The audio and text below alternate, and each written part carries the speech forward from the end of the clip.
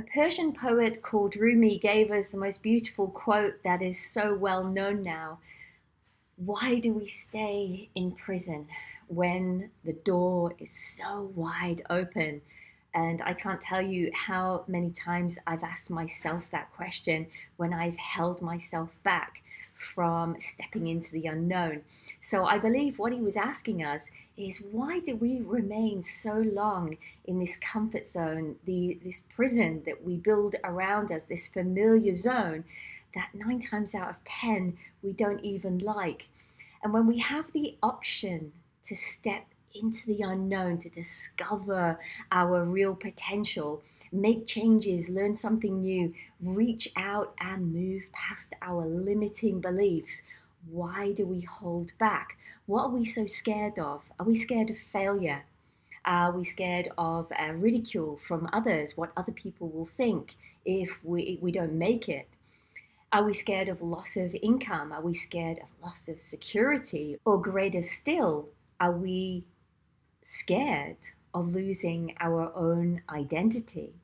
And guys, if you ask someone who's really unhappy with any aspect of their life, why don't they do anything to change it? They'll give you a million reasons why, all legitimate reasons as to why they're in the comfort zone and they can't possibly make the changes they would like to make. It's just out of their hands. But let's look at the individuals now who do actually push past that excuses and reasons are just not part of their programming. They just rise above all of that. They come straight out of their comfort zone. They break through their limiting beliefs. They leave the comfort zone behind. They let go of their inhibitions, all that stuff that's been holding them back. And they get ready to go into that unknown. And are these people that are just naturally brave? Do they have genes that are for courage? No, they don't. They're just like you and I. The one thing that they do have is that they face the fear and they do it anyway. Nothing holds them back. You know, the greatest people, they weren't born with courage and bravery. They weren't born with those qualities. They're something that you learn. They're not something that you're given at birth. So what do? They set clear intentions. They never go through a day without getting out of bed and setting clear intentions for that day, because there's no way that they waste this beautiful, precious time that we have here. They visualize what exactly it is that they want, and they take time every day to go within. And you know, you can read the books by people like Tony Robbins, Oprah Winfrey, Bill Gates. They all spend time to go within. They remain observant of their thoughts, their feelings, and their behaviors. And that's how they see the changes that actually happen in their life. So, guys, if you are getting ready to go beyond your fears, you will slowly find that your subconscious programming will eventually get out of your way and allow you to just go into that unknown without all of that baggage from your past. You'll start trusting more in your own creativity that resides inside of you. And what is that creativity inside of us? Well, you know, Dr. Joe Dispenza talks of it as being a divine intelligence that resides inside of us, and we've just got to allow it to come to life.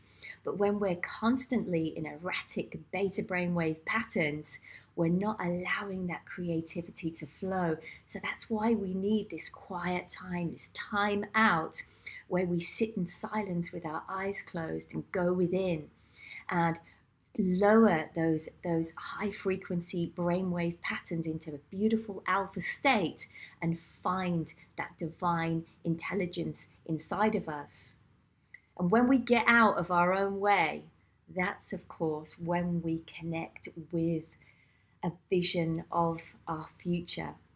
And when you keep repeating the process, guys, of course, your brain is going to start changing. You're going to have very different firing and wiring in your brain. You're not going to be firing and wiring all of those old neural networks. Because you're stepping into the unknown, you're going to be firing very new neural networks and pruning these ones over here apart from your old subconscious programming. So it's about wiring new neural networks in your brain.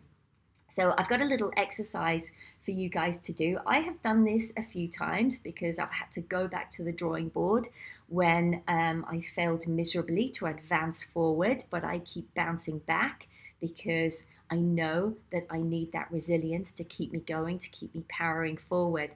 So what I want you to do is to write down as many reasons you can think of as to why you haven't achieved what you want in life as yet.